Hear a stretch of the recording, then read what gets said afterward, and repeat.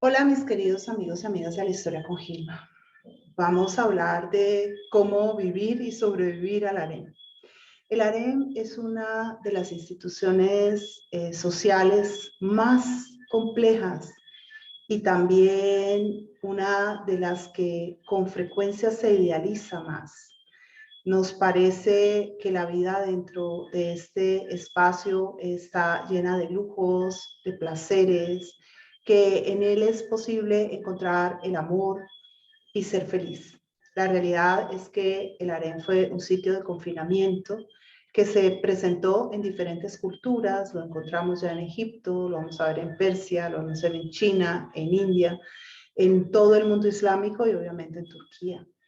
La razón de ser es política, la idea de que el soberano se case con cuantas mujeres pueda con el propósito de establecer alianzas propiciatorias para tener mejores condiciones sociales, económicas o políticas.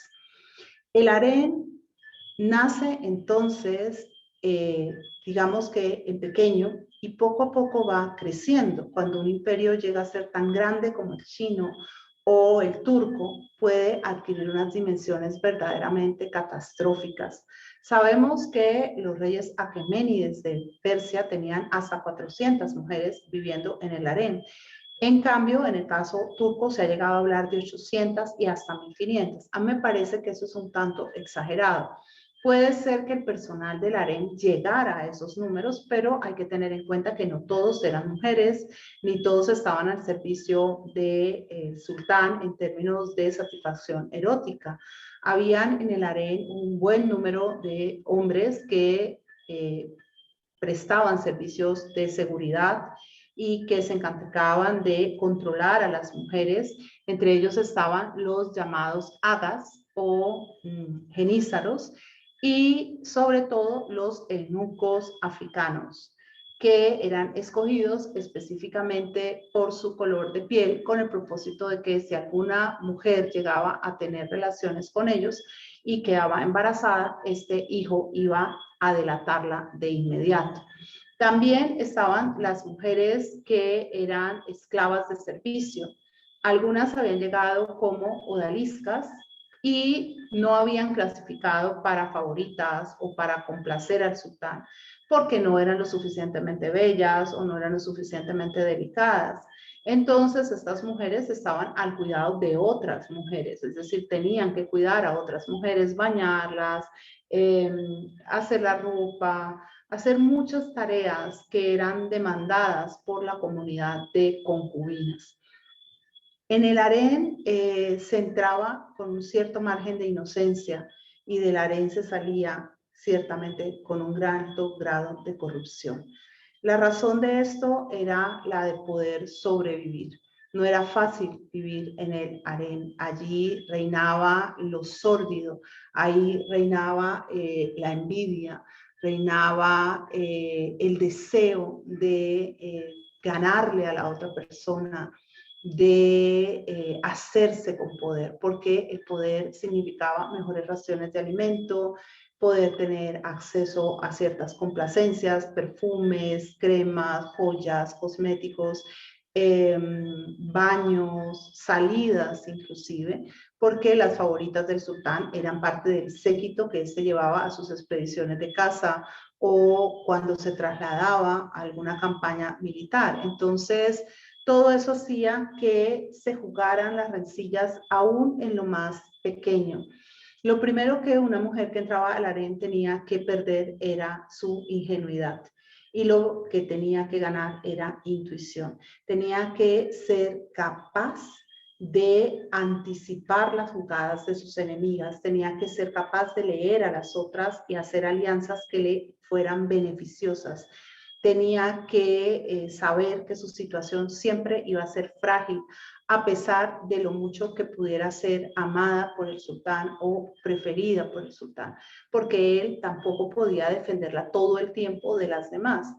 Estaba siempre expuesta a los venenos y a que se la tratara de intoxicar para hacer que perdiera su belleza.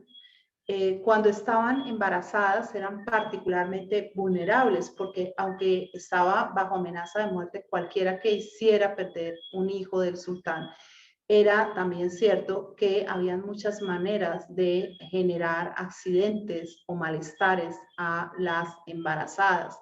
Los embarazos generaban muchos celos y muchas rencillas, así que estas mujeres vivían en un grado de tensión extremo. Y esto llevaba a que aún las más dulces terminaran volviéndose en seres amargos y bastante ácidos, por decirlo de una cierta manera, porque sus almas terminaban muy envenenadas. Era una lucha cruel por la supervivencia y en eso no se podía ceder lo más mínimo. El espacio del harén, además, es un espacio muy pequeño. Cuando uno entra en Topkapi al harén, lo primero que lo sorprende es eso. Uno esperaría grandes espacios y no, son espacios pequeños, muy confinados, muy concentrados, porque además a estas mujeres hay que tenerlas todo el tiempo bajo supervisión, así que no se les da mucho espacio para la intimidad o para la soledad. Ciertamente estaban en lugares parecidos a esta es la sala del trono, aquí no siempre ellas podían ingresar, eran espacios muy decorados, eran espacios muy bellos, pero también muy reducidos. Entonces, encontramos, por ejemplo, que algunos de estos, como este sitio donde se concentró tanto poder, estaban manejados por algunas de ellas como Hurrem estratégicamente para poder escuchar y poder intervenir en política. Las mujeres que habitaban el harén no eran las mujeres de la televisión, eran mujeres más pro forma en el sentido de lo que estamos viendo. El harén era multiétnico y eso sí, llegaban allí las mujeres más cultas, las mujeres más bellas, las mujeres que se consideraba podían competir para alcanzar los lugares de privilegio frente al mismísimo sultán. También había en el harén muchas mujeres que no estaban dentro de este rango porque eran las hermanas o las hijas del mismo sultán que vivían allí hasta que se casaban o encontraban algún destino que fuera, digamos, aceptable. Hay que decir que se entraba al harén vivo y era muy difícil salir por propia voluntad. Casi siempre se salía o muerto, bien fuera de muerte natural o por asesinato o por castigo. A muchas mujeres las castigan matándolas de maneras sumamente crueles. Algunas las ahogan, a otras las golpean dentro de una alfombra hasta que mueren desangradas.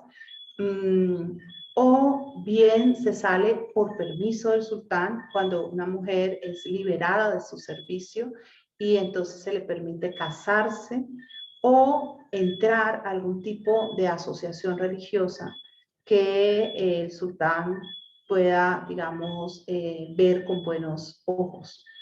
Pero de resto, ninguna se puede ir, ni siquiera porque llegó allí, digamos, y el sultán nunca la vio, ¿no? Hay mujeres que pasan la vida entera marchitándose sin que el sultán nunca se fije en ellas. Es un destino muy triste. Obviamente, algunas aprovechan para volverse eruditas, para pintar, para bordar, para danzar, para desarrollar alguna actividad que les guste, otras para comer hasta engordarse de una manera desproporcionada. Como les digo, el destino dentro del harem puede ser múltiple. Puedes llegar y ser simplemente una odalisca y no pasar de allí. O puedes ser una de estas mujeres que se llaman carilles, que han sido criadas dentro del harem y que cuando llegan a ser adultas se escoge cuál va a ser su destino, si van a ser mujeres de placer o van a ser mujeres de servicio, o van a ser maestras o van a ser letradas en el Corán o se van a dedicar a la música, a cualquier arte que pueda complacer también al sultán, que no solamente el arte amatorio es importante. Las gozde o favoritas son aquellas que logran hacerse atractivas a los ojos del sultán. Para esto ayuda mucho tener la complicidad de la valide sultán, que en muchas oportunidades te ayuda dándote buenos vestidos, buenos perfumes, pues obviamente puede ser muy bonita, pero si no te haces lucir, pues no te va a ver. Otra cosa muy distinta es cuando te ponen en primera fila y bien organizadita. Las Iqbal o las afortunadas, que son esas mujeres que llegan a ser favoritas del sultán, esas de las que el sultán se llega a encaprichar o a veces a enamorar. Ahí no es solamente suficiente que la mujer sea bonita, la mujer tiene que saber hablar, tiene que ser culta, tiene que ser agradable, tiene que ser complaciente, tiene que ser deleitoso estar con ella, es decir, tiene que darse un placer completo, no solo un pedacito de placer. Y algunas están más allá y son las esposas. Por lo general los matrimonios son de carácter político, pero a veces llegan al rol de esposas, mujeres que logran dar un heredero varón o que llegan a ser muy amadas, como será el caso de Hurrem y Suleimán. Para ser esposa del sultán es fundamental que la mujer sea islámica. Si la mujer no está dentro de la fe del Islam, no puede ser esposa. Puede ser favorita, pero no esposa. Y sus hijos tampoco van a tener mucho suerte o mucho talento en ascender en la escalera de la sucesión. Las cadinas o esposas llegan a ser hasta 4.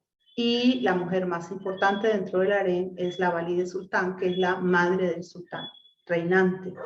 Esta mujer tiene una gran influencia, es la que regula todo lo que ocurre al interior del harén, la que castiga las faltas, la que establece los premios, la que convence al sultán de que no se quede con una sola mujer o con una sola favorita, sino que turne su atención entre las distintas mujeres que están confinadas dentro del harén. O sea que es la mujer a la que hay que ganarse más rápidamente, no tanto con halagos que le sobran, sino con temperamento. Lo que más se admira dentro del harén es una mujer firme, convencida de sí misma, capaz de lograr lo que quiere y capaz de imponer su voluntad y de convencer a los otros de que no les vale hacerle daño, que más vale respetarla, porque no se está en un espacio armonioso ni se está en un espacio amable, se está en un espacio de competencia y se compite por la propia vida y por la de la progenie, porque en las manos de las otras pueden estar no solamente tu destino, sino también el de tus hijos.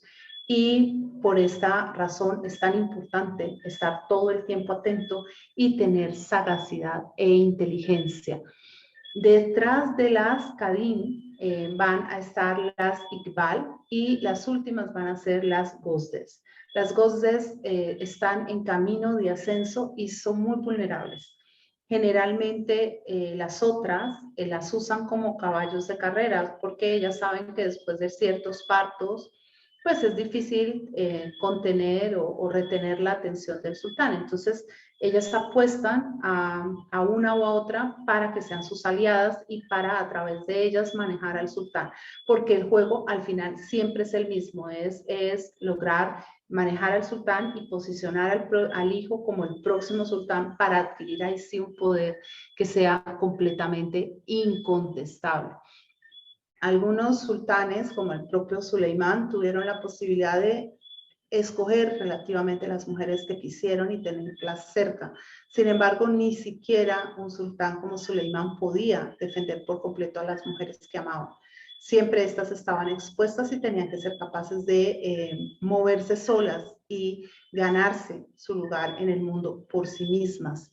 El sultán turco podía elegir con qué mujer compartir la noche, a diferencia del emperador chino, que casi siempre estaba obligado a acostarse con la mujer que estuviera ovulando, porque su tarea era procrear y procrear y procrear y tener muchos, muchos, muchos hijos. Los turcos también querían tener muchos, muchos hijos, pero estos hijos se les volvían a la larga un problema y al final no sabían qué hacer con ellos. Sí, acabar con algunos, como hizo el mismo Suleimán con Mustafa por incidencia de Hurrem, o cuando ya llegaban a ser ellos mismos sultanes, cumplir la orden del sultán Selim y eliminar a los hermanos. La otra posibilidad va a ser encerrarlos en una jaula dorada, que es en una habitación donde se les da todo lo que quieren, mujeres inclusive, pero de la que no se les deja salir, como fue la decisión del sultán Ahmed. Corrijo, el sultán que dio la orden de matar a los hermanos fue Murad II. Las mujeres que estuvieron en el harem llegaron algunas a ser muy, muy poderosas, como fue el caso de Hurrem. Hurrem no fue la mujer más poderosa del imperio turco, esta será Kösem Sultán, pero sí fue la primera en abrir y en vehicular ese camino hacia el poder. También pasará a la historia por ser una de las mujeres más y mejor amadas dentro del imperio turco. El imperio estuvo lleno de mujeres poderosas, mujeres que supieron hacer su voluntad dentro y fuera del harén, que sobrevivieron lo suficiente como para ver a sus hijos en el trono y convertidas en valide sultán, alcanzar un nivel de poder inigualable, impensable en otras culturas o en otras civilizaciones. Bien, con esto me despido de ustedes. Recuerden que ustedes y yo hacemos historia. Nos estamos encontrando para seguir hablando de temas interesantes.